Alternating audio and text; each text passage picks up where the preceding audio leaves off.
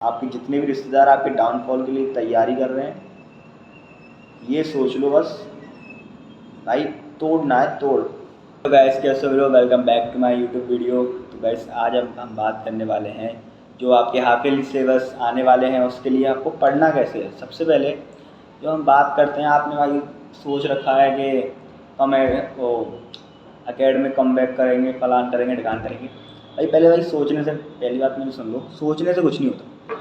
सोचते रहोगे कुछ नहीं होगा, जब तक काम नहीं करोगे उस पर, जब तक अप्लाई नहीं करोगे उसको, उसके लिए भाई पागल हो जाओ, पागल समझ लो।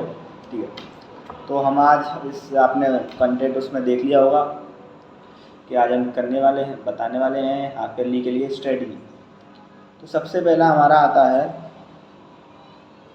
आपको सबसे पहले अपना सिलेबस पता होना चाहिए। अब तुम गैस नहीं कर सकते कि मेरे में ये आ रहा होगा, मेरे हाफ ईयरली में ये आ रहा होगा, सबके हाफ ईयरली में अलग अलग सिलेबस आ रहे होंगे।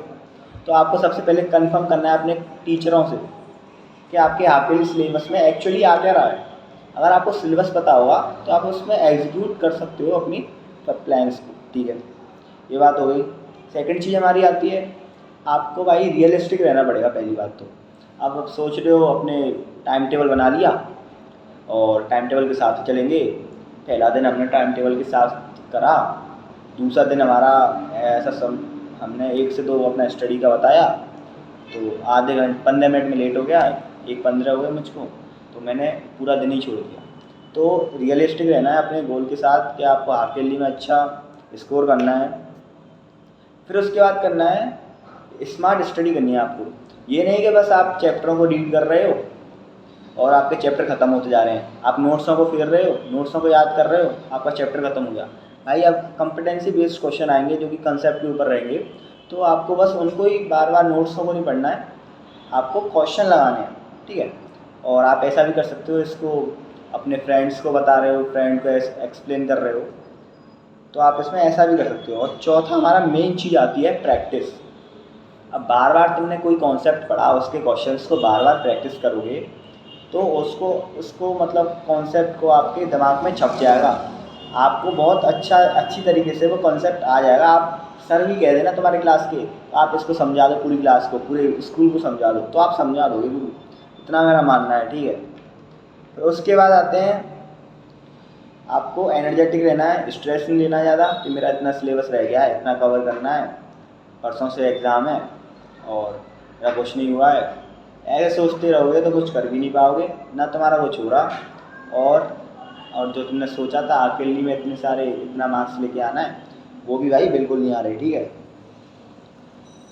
और मेरा लास्ट में मेरा ये कहना है तुम्हें कि अपना स्लीप को आपको सेक्रीफाइस नहीं करना है। मतलब 7 घंटे की आपको नींद तो लेने की लेनी है। अब बहुत सारे उसमें कहते हैं 8 घंटे की, तो 7 घंटे की स्टूडेंट के लिए 7 घंटे की जो स्लीप है वो अच्छी है, बेस्ट है। तो आपको 7 घंटे की स्लीप लेनी है उसमें भाई। अब इसमें लास्ट पार्ट आता है वीडियो का, आपको आप टॉपर नहीं हो, मानना, आपको टॉपर बनना है भाई, कंसिस्टेंट रहना है मेरा, समझ लो, कंसिस्टेंसी तक की समझ लो, पागल हो जाओ भाई गोल के पीछे, ये समझ लो भाई बोर्ड्स में फाड़ के आना है। अपने घर वालों को लिए, आपके जितने भी रिश्तेदार आपके डाउनफॉल के लिए तैयारी कर रहे हैं, ये सोच लो बस भाई, तोड़ना है तोड़, दबा के,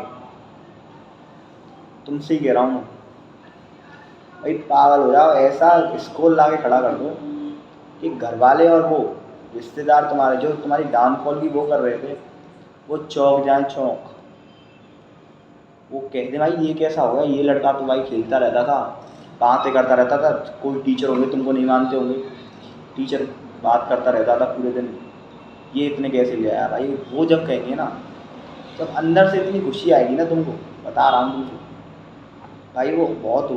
अब बहुत सारे बच्चे ये कहेंगे भाई क्लास 10th की मार्कशीट से कुछ नहीं होगा, कुछ नहीं होता, marksheet is the piece of paper. भाई चलो मैं मान ली ये बात, चलो उनकी सही मान ली, पर जो तुम हार्ड वर्क करोगे, कंसिस्टेंसी करोगे, वो आगे जाके आपके काम आएगी।